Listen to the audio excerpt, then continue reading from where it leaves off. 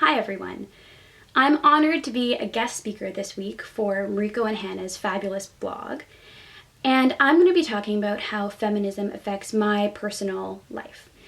I think that sometimes the problem is feminism can get really abstract for people, and it's such a cool idea that they had to take it down to what feminism actually looks like day to day for someone like myself who identifies as a feminist.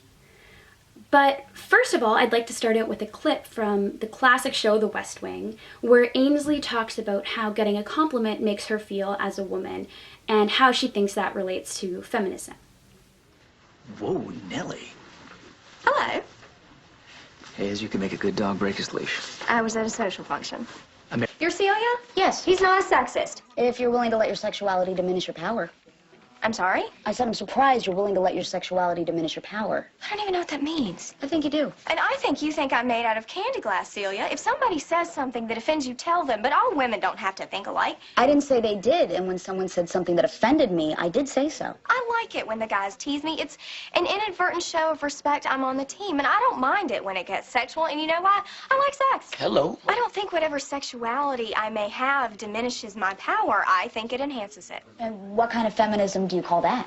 My kind. It's called lipstick feminism. I call it stiletto feminism. Stilettos. You're not in enough trouble already? I suppose I am. Isn't the point that Sam wouldn't have been able to find another way to be chummy with a woman who wasn't sexually appealing? He would be able to, but that isn't the point. The point is that sexual revolution tends to get in the way of actual revolution.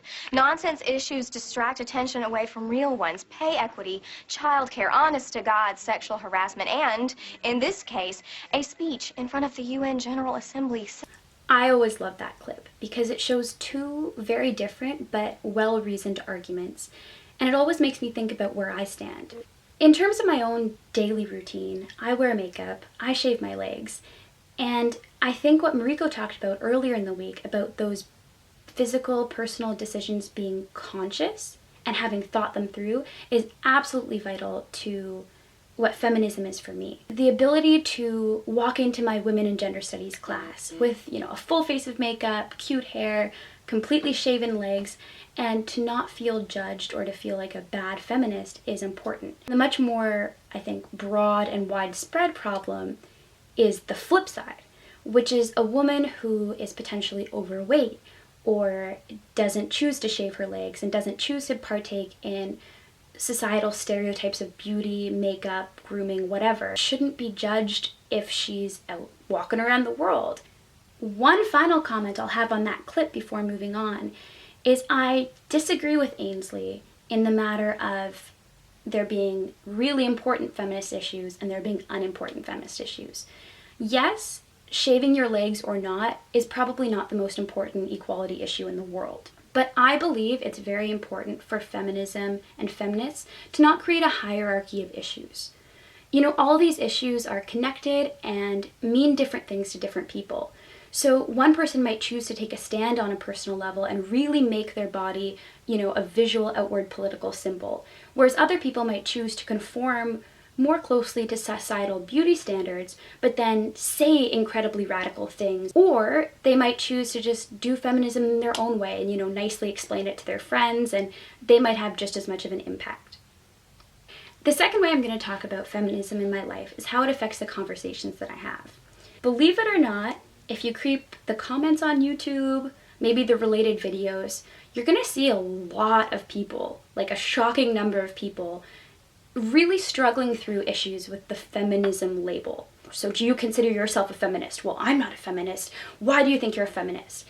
But just labeling myself as a feminist, I find that it sparks a lot of really interesting conversations with all different kinds of people because it's something that they can, latch onto, a term that they're familiar with, and then they can engage with it. And with me, you can get angry, you can yell at people.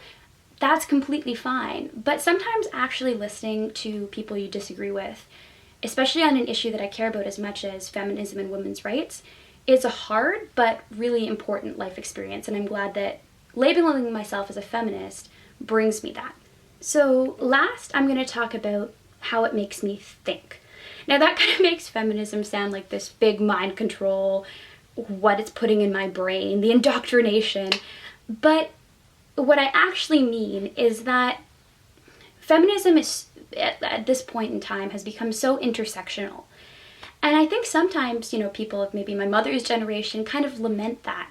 They say, well, if it's not about women, if it's also about, immigrants and trans people and racial issues and class issues, then what is feminism? It's kind of just equality for everyone. I actually think it's a fantastic thing. Because for me, when I first started really deeply thinking about, where I stood on all these issues, feminism was kind of a gateway point of, yes, I believe I should have equal rights to men. So feminism was an amazing entry point for me to think about things that I maybe hadn't before, like disability rights, or, the effects of trying to feel, empathy and understand someone's disadvantages that you don't necessarily share. And I think that's the trouble that, people have with feminism. A lot of men can feel threatened because they don't know how to deal with people who are maybe less advantaged than them. They get defensive. And I felt myself going through the same things. And I still am. And it's not easy, but I really like that feminism is something that makes me think. It's interesting, it's challenging, and it really poses some cool questions day to day. So with that, that's the end, but thank you so much for having me. And best of luck, Mariko and Hannah, in all your future amazing vlogs.